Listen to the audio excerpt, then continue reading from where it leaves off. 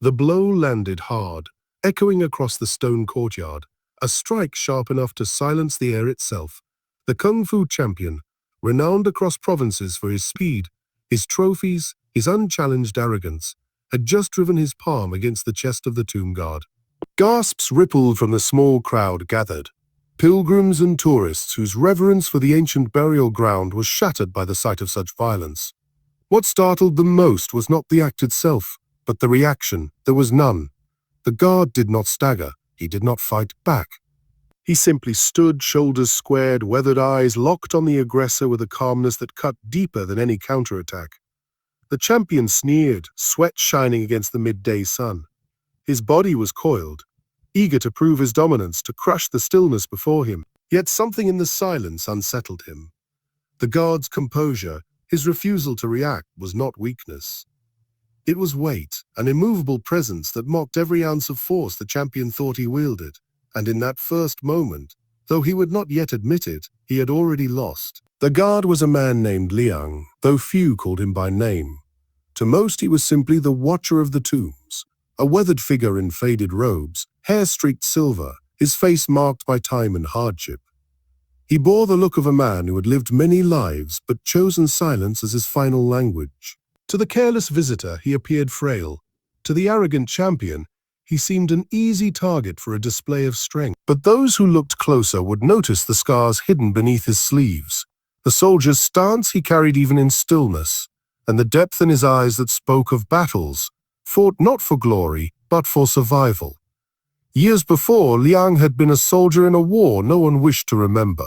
He had marched across mountains where the snow buried the cries of the fallen, through jungles that reeked of decay and fear, where each step threatened a hidden mine.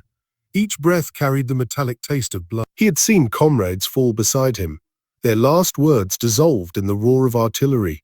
He had carried men heavier than himself across rivers thick with mud and despair, only to lay them down lifeless on the other side. The weight of those years pressed into his bones, leaving him neither boastful nor broken, but resolved.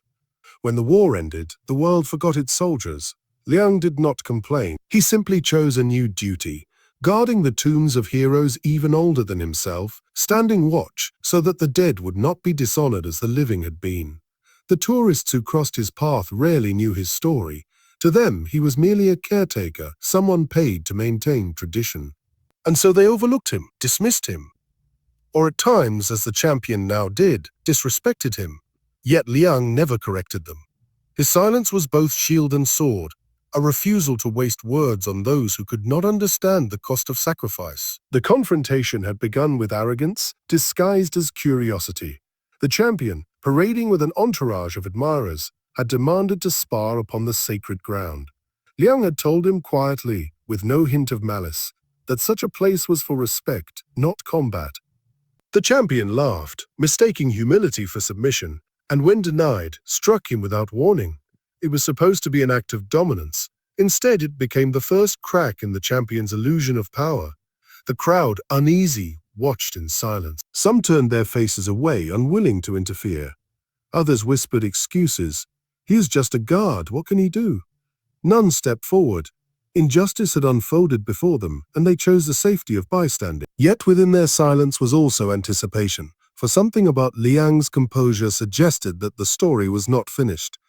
The champion grew restless. He struck again, this time with a flurry of practiced movements. Kicks sharp as blades, fists that had once broken bricks for show. Liang absorbed them all without resistance. His body bent slightly under the force, but never yielded.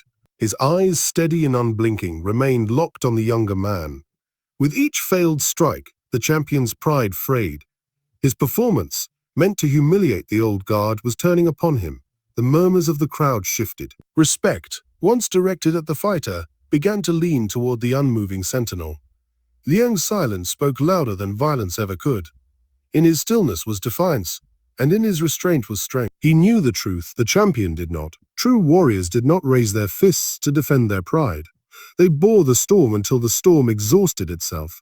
And yet, beneath his calm exterior, memories churned. Liang could still feel the sting of mud on his face as shells erupted around him, the heavy grip of a dying comrade clutching his wrist, the unspoken promise he had made at the burial of his captain. that he would carry respect for the dead until his own last breath. This tomb was more than stone. It was a covenant. To strike him upon it was to strike the memory of all he had lost, and for that even silence had its limits. A boy in the crowd, no older than 12, clutched his father's sleeve. His wide eyes watched Liang with awe, not fear. In that boy's gaze, Liang saw the faces of the next generation, the ones who must learn that respect was not demanded with force, but given freely to those who earned it. For that boy, and for the countless fallen who rested in the earth behind him, Liang finally shifted. He moved with the slowness of dawn, deliberate and calm, yet his motion carried a gravity that made the champion freeze. Liang raised his hand, not in a fist but in a simple, open palm. He placed it gently on the champion's chest, exactly where the younger man had struck him moments before. No power surged from his hand. No dramatic blow was delivered, yet the champion staggered as if pushed by an invisible weight. For in that single touch, Liang revealed what the crowd had not yet understood. Strength was not the fury of motion, but the stillness of control. The champion's breath faltered. His arrogance, once blinding, now looked fragile under the weight of a man who had survived more than he could imagine. He wanted to lash out again, but something deeper held him back. It was not fear of defeat, it was fear of irrelevance. Against this silent guard, every strike felt childish, every boast hollow. His art, practiced for applause, crumbled against the unshakable dignity of a man who needed no witnesses. Liang finally spoke, his voice low but steady, carrying through the courtyard with the clarity of truth. He said only this, that the dead rest here, and those who disturb them dishonor themselves more than anyone else. The words, though few, struck harder than any blow. The crowd, once silent, straightened. Some bowed their heads. Others pressed their palms together in respect. Even the boy who had watched with wide eyes now stood taller, as though he understood something of honor for the first time. The champion could not reply. His throat tightened with shame. Around him, the audience that once admired his bravado now turned cold, their respect shifting entirely toward the old guard. His pride demanded that he strike again, but his spirit had already broken.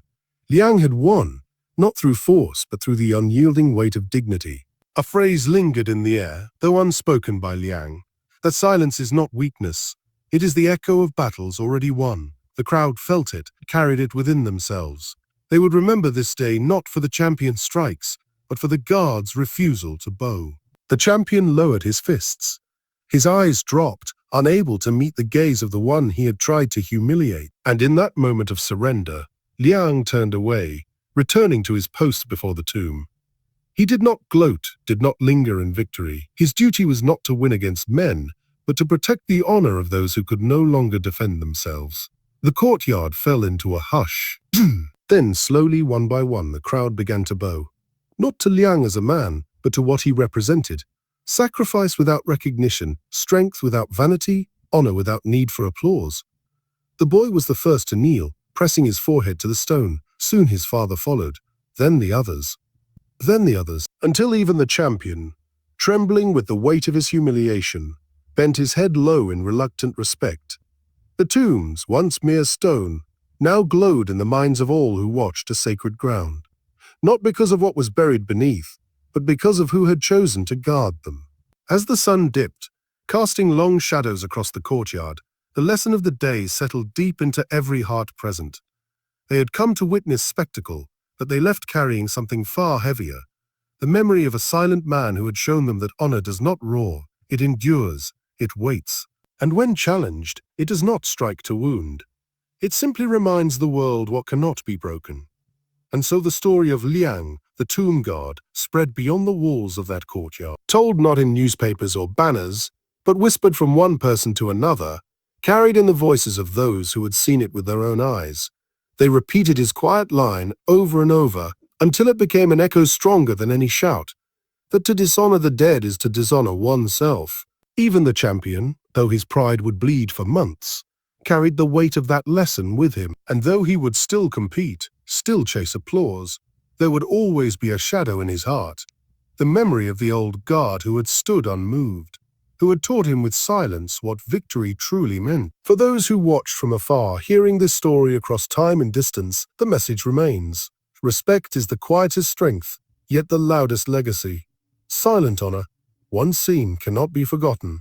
So to you, wherever you listen from now, what does honor mean in your world? What battles are fought silently unseen, with dignity that demands no applause? Share your voice, your place, your thoughts. And if this story moved you, let it not end here. Carry it forward. Stand in respect for those who guard without recognition. Remember that silence, when held with truth, is stronger than any strike. And if you wish for more stories that honor such unseen strength, stay close, for more are yet to be told.